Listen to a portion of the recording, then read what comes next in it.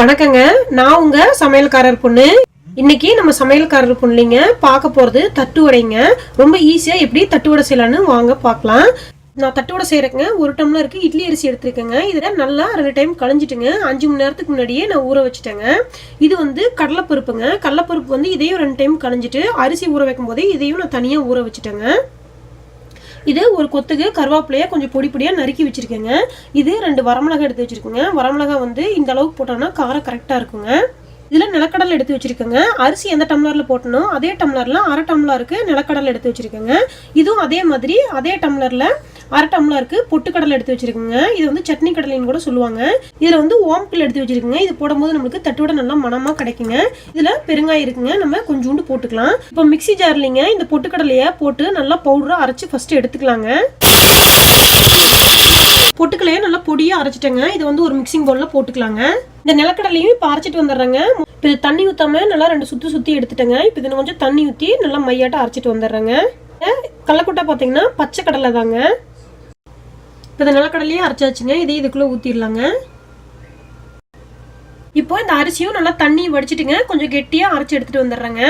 இப்போ அரிசி மாவு அரைச்சிட்டேங்க. அரிசி மாவு பார்த்தீங்கன்னா இந்த அளவுக்கு கெட்டியாக அரைச்சிக்கோணுங்க. நல்லா நெகுன்னு அரைச்சிருக்கேங்க. இப்போ இதுலேங்க நான் தண்ணியை வடித்து வச்சுட்டு கடலைப்பருப்பு வச்சுருக்கேங்க. இதை உள்ளே போட்டுக்கலாங்க. நான் மிளகாயை வந்துங்க அரிசி அரைக்கும் போதே சேர்த்தி போட்டு அரைச்சிட்டேங்க. இப்போ இந்த வெட்டி வச்சுக்கிற கருவேப்பிலையும் போட்டுடலாங்க. எடுத்து வச்சுக்கிற ஓமப்பிள்ளையும் போட்டுடலாங்க. கொஞ்சோண்டு பெருங்காயத்தூள் போட்டுக்கலாங்க. இப்போ இதுக்கு தேவையான அளவு உப்பு போட்டுக்கலாங்க. இதெல்லாத்தையும் நல்லா மிக்ஸ் பண்ணிக்கலாங்க. நல்லா கெட்டியாக வரணுங்க.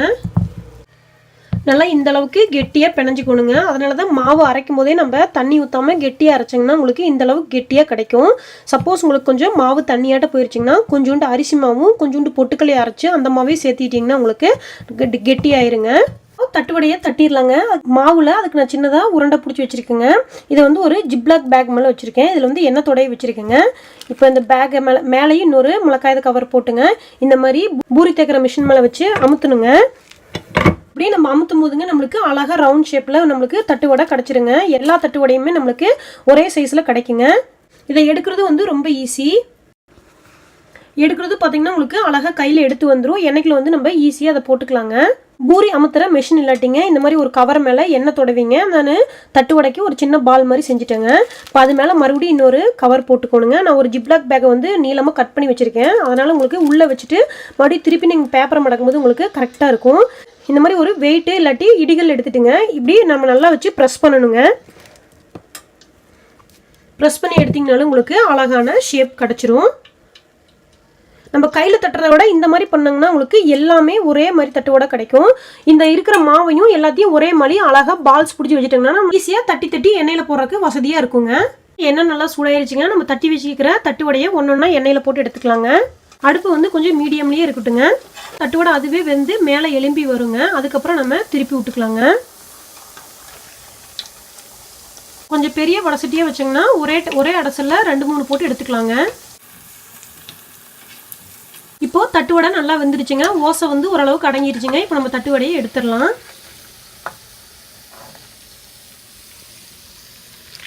இப்போ அடுத்த அடசல் போட ஆரம்பிச்சிடலாங்க.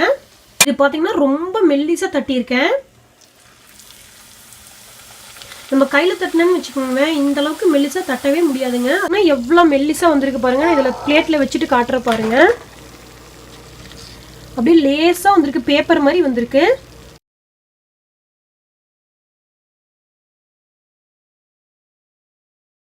இந்த தட்டுவடை போடும் போதுங்க மாவு ஆட்டின உடனே போட்டுருவானுங்க. இது முறுக்கு மாவு மாதிரி தாங்க. லேட்டாக போட்டோம்னா உங்களுக்கு தட்டுவடை வந்து சீக்கிரமாக கருத்து போயிருங்க.